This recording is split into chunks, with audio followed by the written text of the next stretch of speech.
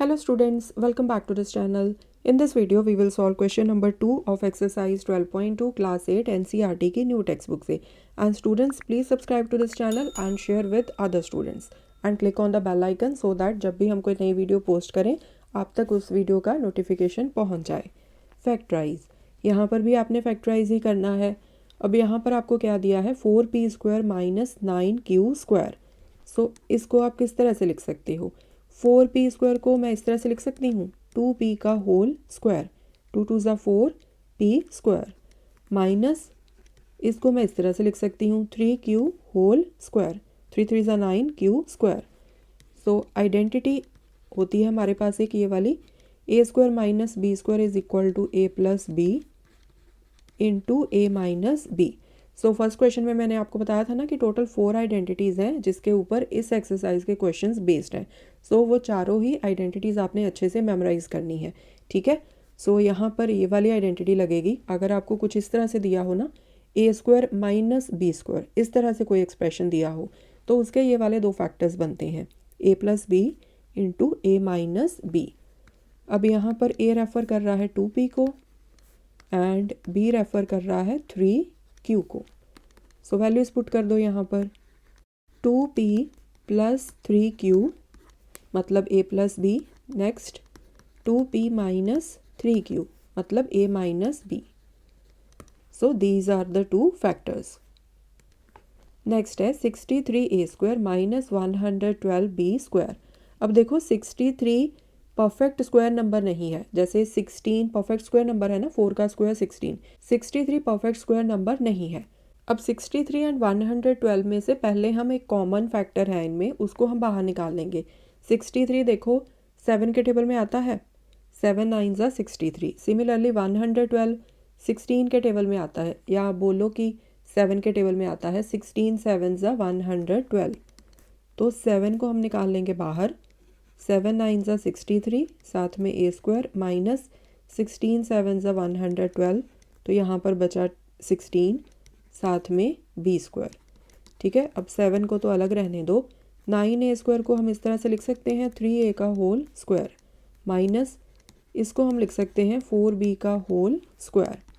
अब यहाँ पर कौन सी आइडेंटिटी लगेगी a square minus b square is equal to a plus B into a minus B.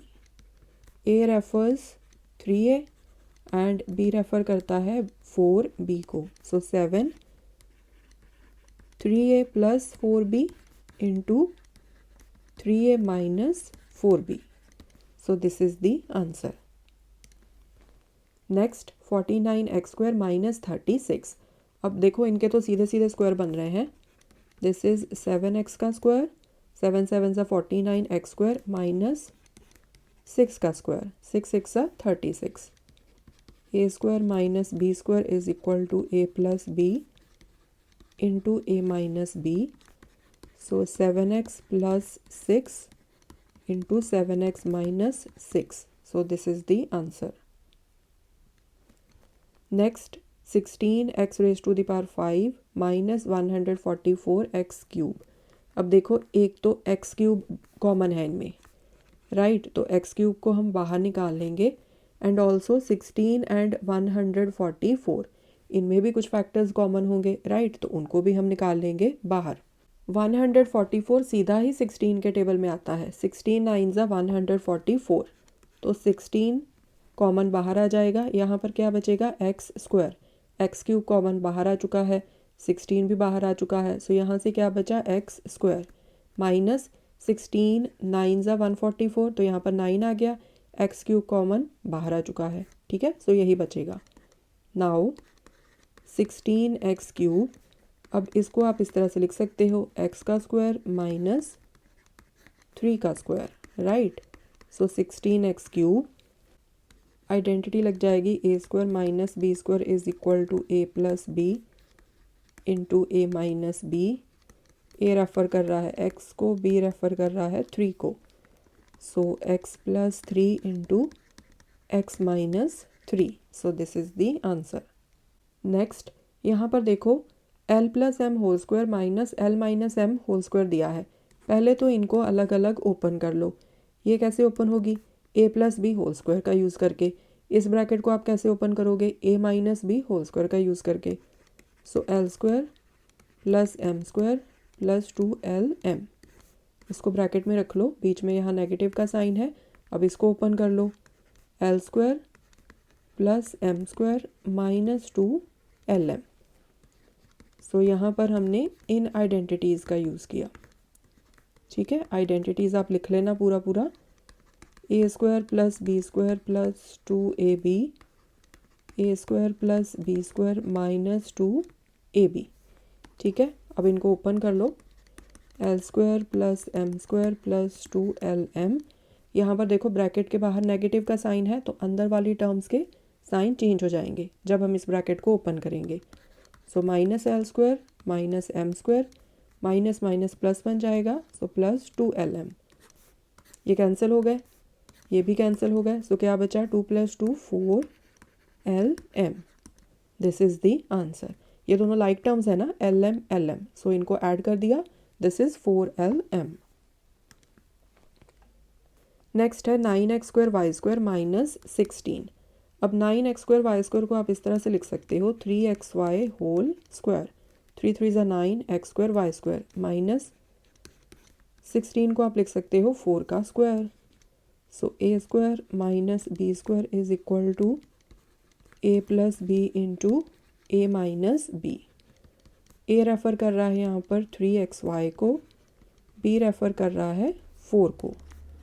So 3xy plus 4 into 3xy minus 4। So ये बन गए factors. Next x² minus 2xy plus y² minus z²। अब देखो this is an identity. कैसे, A square plus B square minus 2AB, right. So this is equal to A minus B whole square. यहाँ पर A refer कर रहा है x को, B refer कर रहा है y को। ठीक है, सो इसको मैं क्या लिख सकती हूँ, x minus Y whole square. ठीक है, माइनस यहाँ पर क्या है, माइनस z²। ठीक है, अब देखो ये फिर से आइडेंटिटी बन गई, A square minus B square, A square minus B square is equal to A plus B into A minus B. अब यहाँ पर ए रेफ़र कर रहा है x माइनस वाई को एंड बी रेफ़र कर रहा है z को। सो पहला फैक्टर लिखते हैं a प्लस बी। सो यहाँ पर क्या आ जाएगा, x minus Y plus z। a है x minus Y plus B z। दूसरा फैक्टर a माइनस बी, मतलब x minus Y minus z। Okay, so this is the answer. पहले हमने इस ब्रैकेट के ऊपर आइडेंटिटी लगाई, ये वाली। ठीक है, फिर उसके बाद ए स्क्वायर माइनस बी स्क्वायर, ये वाली आइडेंटिटी लगा दी। ओके, सो दो आइडेंटिटीज़ का यूज़ करके हमने इस क्वेश्चन को सॉल्व किया है। नेक्स्ट है 25a² minus 4b² plus 28bc minus 49c²। अब यहाँ पर देखो ये वाली जो टर्म है ना, इसमें b एंड c दोनों का यूज़ हो रहा है।